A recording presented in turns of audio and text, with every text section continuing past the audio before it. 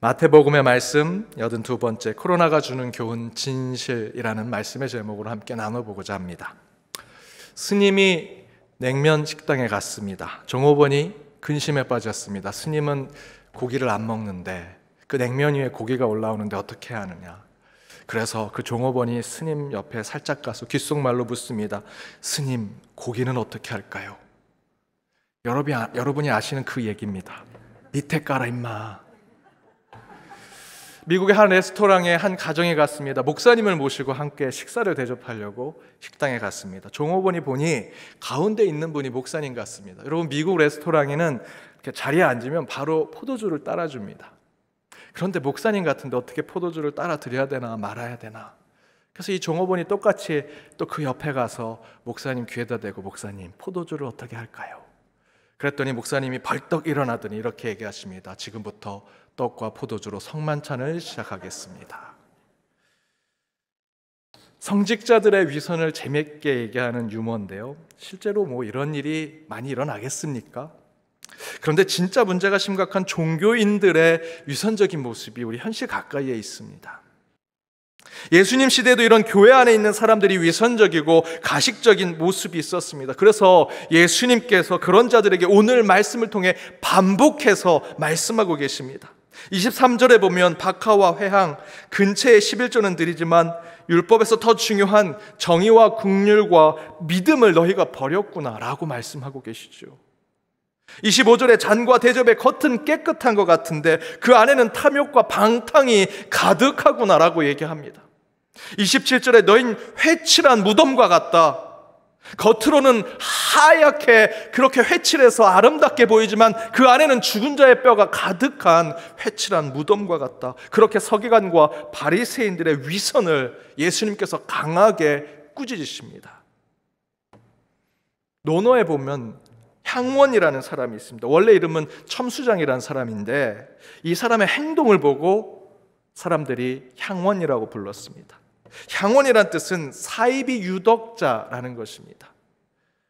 겉으로 볼 때는 굉장히 덕이 있는 사람처럼 보이지만 실제 그의 마음속엔 덕이 없는 자라는 것이죠.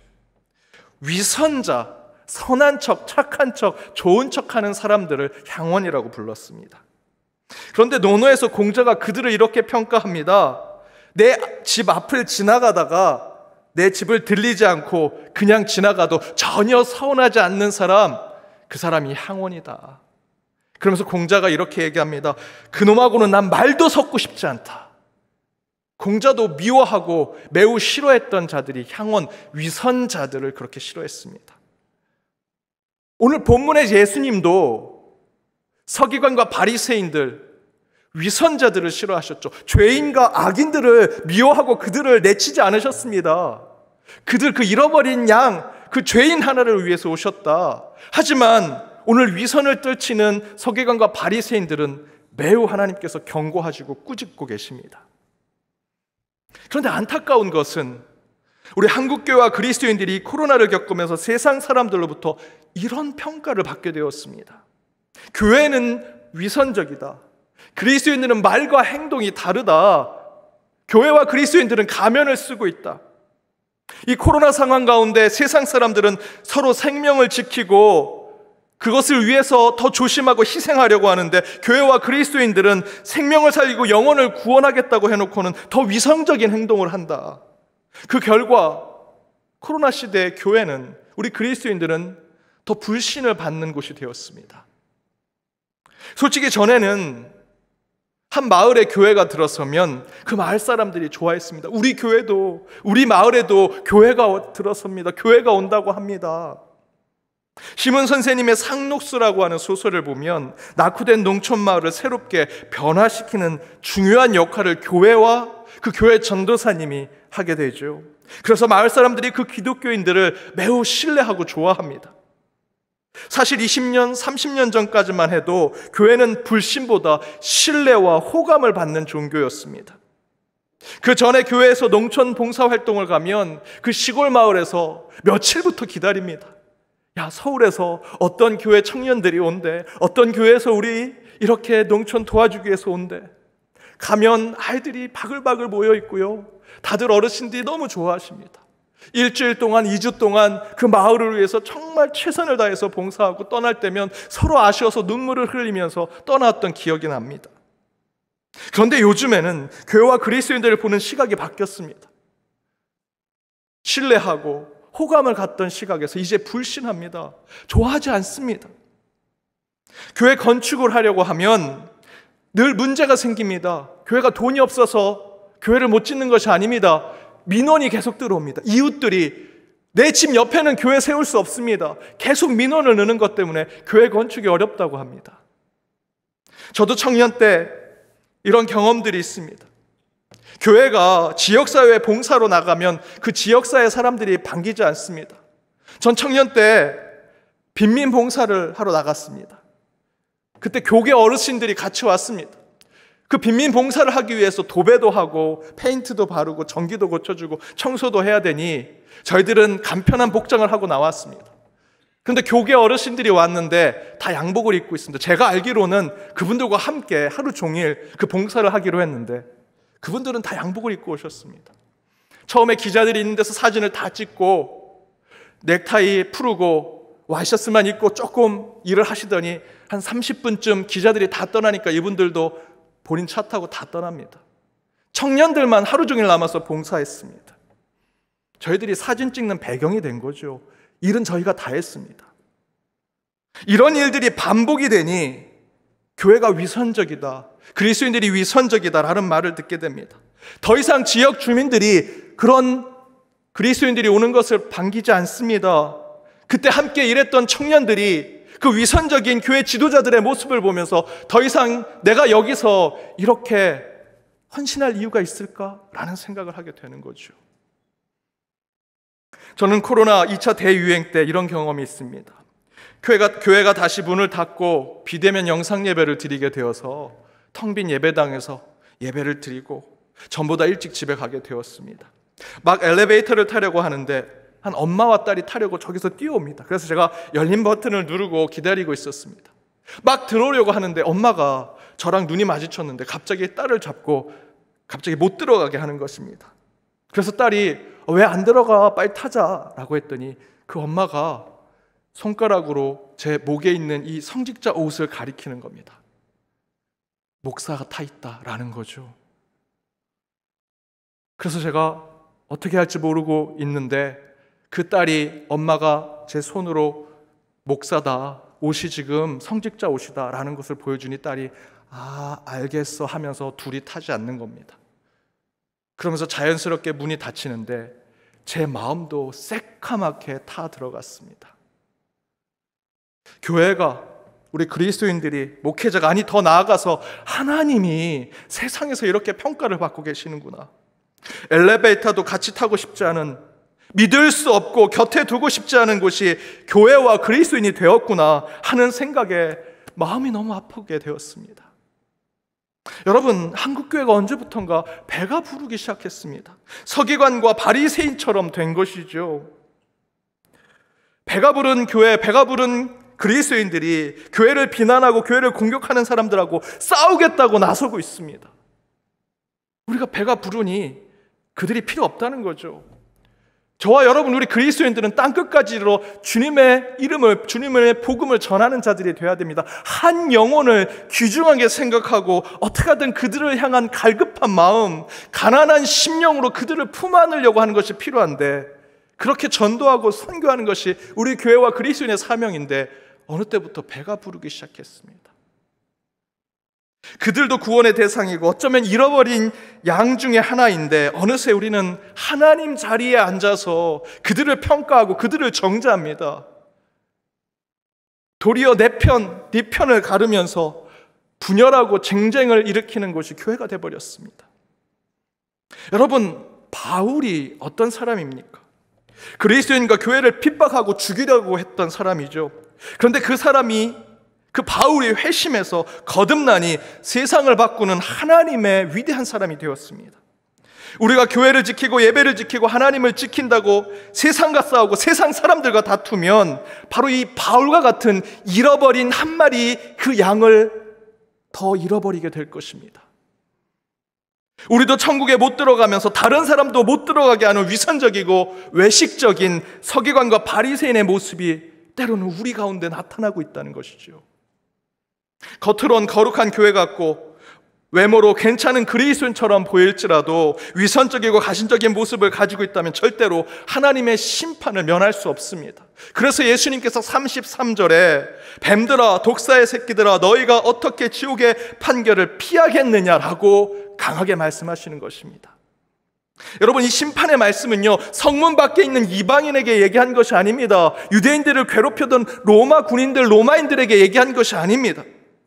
모든 사람이 야, 저 사람은 천국에 갈 거야 라고 생각했던 그 사람, 그 성전의 울타리 안에 있는 사람들에게 예수님께서 경고하신 말씀입니다. 위선적이고 가식적이고 거짓으로 가득한 너희가 어찌 지옥의 판결을 이겨내겠느냐라는 것이지요. 이 예수님의 경고는 코로나 가운데 위선과 가식의 가면을 쓰는 교회와 성도들에게 주는 것입니다. 코로나 가운데에서도 나는 신앙을 지켰어. 이 코로나의 어려운 상황 속에서 난 늘 예배를 드렸어. 물론 중요하죠. 그렇게 해야 합니다. 하지만 그것만 생각하고 세상과 이웃을 생각하지 않으니 내 의에, 자기의 선함에 그것만 내세우는 자들이 되더라. 도리어 예수님의 심판이 우리의 심판, 우리에게 오는 심판이 되는 것입니다.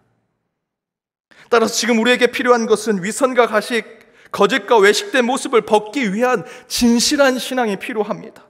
지금까지 교회가 보여준 것이 어떻게 하면 이 코로나 상황에 예배를 드릴까, 마스크 벗고 찬양해볼까, 기도해볼까, 그동안 한국교회가 보여줬던 그 위세를 다시 한번 드러내볼까, 다시 부흥해볼까 라는 생각이 아니라 이 코로나 가운데 하나님께서 주신 교훈을 통해서 어떻게 하면 가장 낮은 자리에 가장 작은 자들을 위해 진실된 삶을, 진실된 신앙을, 참된 믿음을 보여줄까?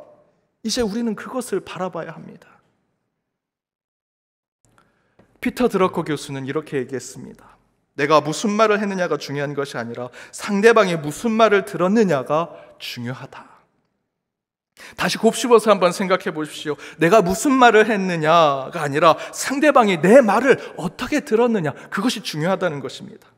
내가 무슨 말을 했는지, 내가 무슨 말을 들었는지, 내가 라는 것이 아니라, 나를 기준으로 소통하고 커뮤니케이션 하는 것이 아니라 상대방의 기준으로 내가 말한 것을 그가 어떻게 들었을까, 어떻게 느꼈을까, 어떻게 해석했을까를 생각해야 한다는 것이죠. 저는 이 태도가 우리 믿는 자들에게 필요한 태도라고 생각합니다. 피터 드러커는 바로 이런 모습으로 대화하고 소통하며 제대로 된 커뮤니케이션을 해야 된다라고 이야기합니다. 왜냐하면 상대방이 어떻게 생각할까, 상대방이 어떻게 받아들일까를 계속 염두하면서 대화하고 소통할 때 그 가운데 진정으로 상대방을 위하는 모습이 나타난다는 것이죠. 바로 이런 진실한 마음이 코로나 시대 교회와 우리 그리스도인들에게 필요합니다. 바울의 역작과 같은 로마서를 보시면 로마서는 16장으로 쓰여져 있습니다. 이 16장을 간단하게 구분하면 1장에서 8장까지는 복음과 믿음에 대한 교리와 이론에 대해서 얘기합니다. 그리고 9장에서 11장까지는 이스라엘 유대인들의 구원에 대한 문제를 얘기하죠.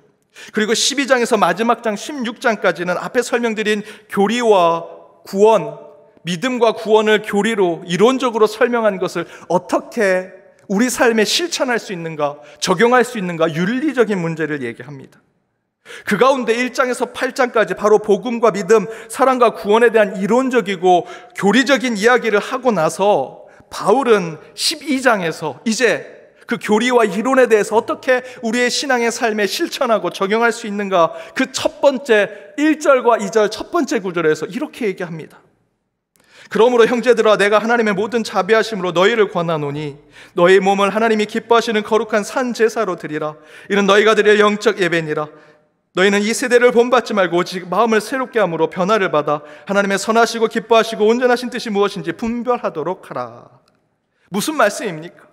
바로 우리의 믿음, 우리의 사랑, 복음과 구원에 대한 그 말씀을 이론과 교리 가운데 깨달았다면 그것을 우리의 삶 가운데 실천하기 위해서 가장 중요한 것은 어떻게 예배를 드리는가, 어떻게 나는 예배자로 서는가, 그것이 중요한 것을 바로 12장 이제 실천에 대해서 얘기할 때 첫 번째로 얘기하고 있죠. 구원과 믿음의 삶에 대한 적용은 무엇보다 바른 예배, 온전한 예배를 실천하는 것입니다. 그리고 나서 그런 구별되고 순전한 영적 예배, 하나님의 선하시고 기뻐하시고 온전하신 뜻이 무엇인지 분별하는 그 예배를 우리의 삶 가운데 실천하는 것은 굉장히 중요한데, 그 이야기를 하고 나서 3절부터 계속해서 바울은 그 예배를 통해서 우리의 삶에서 드리는 예배, 일상적인 예배, 우리의 삶의 예배를 계속해서 이렇게 얘기하죠. 서로 진실하게 대하라. 남을 섬기는 자가 되라. 그러면서 14절, 15절에서 이렇게 결론처럼 얘기합니다. 함께 읽어보겠습니다. 너희를 박해하는 자를 축복하라. 축복하고 저주하지 말라. 즐거워하는 자들과 함께 즐거워하고 우는 자들과 함께 울라. 우리 그리스도인들이 보여줘야 할 진실한 신앙의 모습은 우리를 박해할 것 같은 그 사람과 같이 싸우지 말고, 같이 그를 박해하지 말고 오히려 축복하라는 것입니다. 우리를 괴롭히고 비난하며 핍박하는 자들이 있으면 똑같이 하지 말고 도리어 우리는 믿는 자로서 관대한 마음으로, 관용의 마음으로 그들을 축복하고 기도해라. 그러면서 즐거워하는 자들과 함께 즐거워하고 우는 자들과 함께 우는 것이 진실한 그리스도인의 모습이라고 말씀해 주고 있습니다. 그것이 주님 앞에 드리는 영적 예배, 거룩한 산 제사로 드리는 예배가 우리의 삶 가운데 나타나는 삶이 예배가 되고 예배가 삶이 되는 모습입니다. 지난주 새벽 기도 때부터 우리 19분 성도님들 함께 대면해서 예배를 드리기 시작했습니다. 그래서 몇 분 성도님들을 전에는 코로나라 직접 뵙기가 힘들었지만 이제는 좀 뵐 수 있으니까 몇 분 뵙고 이야기도 나눴습니다. 그 가운데 우리 성도님들이 코로나 상황 가운데 참으로 힘들고 어려운 얘기를 들었습니다. 최근에 어떤 성도님들은 재판, 송사 문제로 고생을 하고 있고, 또 사업 문제로 사기를 당해서 억울한 일을 당했던 얘기를 나눴습니다. 그 사기를 당하신 분은 장로님이신데, 이 장로님이 거래하시는 분도 장로님이십니다. 다른 교회. 그래서 장로님이고 믿는 사람인데 잘하겠지. 근데 그 장로한테 사기를 당한 겁니다. 그 얘기를 하면서 서로 나도 믿는 사람한테 사기당했어, 나도 믿는 사람한테 오히려 억울한 일을 당했어, 서로 그런 얘기를 하십니다. 그러면서 믿는 놈이 더 독하다고, 장로가 장로를 속이고 권사가 권사를 속이고 집사가 집사를 사기치는데, 그러면서 말씀하시는 거, 그래도 다행이다, 안 믿는 사람한테 사기치지 않고 나한테 사기쳐서 다행이라고 생각한다고, 그렇게 그냥 위로하십니다. 그러면서 한 분이 이런 얘기를 하십니다. 그래도 마음이 속상하고 믿는 사람한테, 직분자한테 내가 사기를 당했는데 너무 속상한데, 하루는 하나님께서 성경 말씀을 통해서 이렇게 위로해 주시는데, 고린도전서 6장 7절의 말씀이더랍니다. 너희가 피차 고발함으로 너희 가운데 이미 뚜렷한 허물이 있나니 차라리 불의를 당한 것이 낫지 아니하며 차라리 속는 것이 낫지 아니하냐. 사기당해서 속상하고, 그것도 장로한테 사기당해서 속상하고 믿는 사람한테 사기당해서 속상한데, 하나님께서 본인한테 위로를 주시는데, 야, 차라리 속는 게 낫지 않겠냐, 차라리 속고 말아라. 그런데 그 말씀이 위로가 되더라는 겁니다. 여러분, 사기당하면 화나죠. 근거 없는 비난을 받으면 울분이 터집니다. 신앙과 믿음을 억압당하면 분이 생깁니다. 뜻하지 않은 질병과 아픔이 찾아오면 Why me? 왜 접니까? 왜 내 어머니, 내 아버지입니까? 왜 내 자녀입니까? 왜 우리 가정입니까? 화가 나죠. 요즘 코로나가 이런 분노와 화와 울분과 슬픔과 아픔, 고통을 주고 있지요. Why me? 왜 접니까? 왜 우리 가정입니까? 때로 너무 억울하게 느껴지고 내가, 우리 가족이, 우리 교회가 너무 손해보는 것 같습니다. 왜 나한테만 이런 일이 생길까? 우울해지고 슬퍼질 때가 많죠. 그런데 그럴 때일수록 하나님은요, 오히려 우리에게 이렇게 얘기하십니다. 더 이웃을, 더 타인을, 더 세상을 돌아보라. 이럴 때일수록 내 경건, 내 거룩함, 내 신앙과 믿음만을 지키면 돼 라고 우리는 생각하는데, 오히려 하나님은 이렇게 말씀하십니다. 야고보서 1장 27절 말씀대로 하나님 아버지 앞에서 정결하고 더러움없는 경건은 곧 고아와 과부를 그 환난 중에 돌보고 또 자기를 지켜 세속에 물들지 아니하는 그것이다. 세상이 너무 혼란하고 어려우니 내 신앙, 내 믿음만 잘 지키면 돼 라고 생각하는데, 하나님은 도리어 진정한 신앙은, 진실한 그리스도인들은 고아와 과부를 돌보는 것이다 라고 말씀하십니다. 피터 드러커의 말대로 나의 화려하고 이 거룩한 표현보다 상대방이 내 기도를 어떻게 들을까, 내가 그리스도인으로 표현하는 그 얘기에 그들은 하나님을 어떻게 생각할까, 그것을 우리 마음속에 둬야 한다는 것입니다. 바울이 말한 대로 너희를 박해하는 자들을 축복하고 저주하지 말라. 즐거워하는 자들과 함께 즐거워하고 우는 자들과 함께 울라. 그 말씀이 우리 가운데 실천될 때 진실한 그리스도인이 되는 것이죠. 야, 속아줘라. 야, 한번 네가 양보해라. 여러분, 코로나는 어쩌면 우리 신앙의 민낯을 보여주는 매우 중요한 사건이 될지도 모르겠습니다. 지난주에 말씀드린 대로 이제 우리 교회는 이 코로나를 통해서 알곡과 가라지가 서로 나눠지게 될 것입니다. 그 가운데 우리는 온갖 협박과 핍박, 박해와 고통, 억울함과 괴로움을 당하는 시대를 맞이하고 있지만, 이럴 때일수록 하나님은 더 진실한 그리스도인이 되라고 말씀하고 계십니다. 겉으로만 화려한 척, 겉으로만 신앙과 믿음이 있는 척 하지 말고 사람과 이웃을 진실하게 대하고 그런 삶으로 무너진 이 한국교회 성벽을 다시 세우라고 말씀하고 계십니다. 여러분, 거대한 것 하라고 말씀드리는 것이 아닙니다.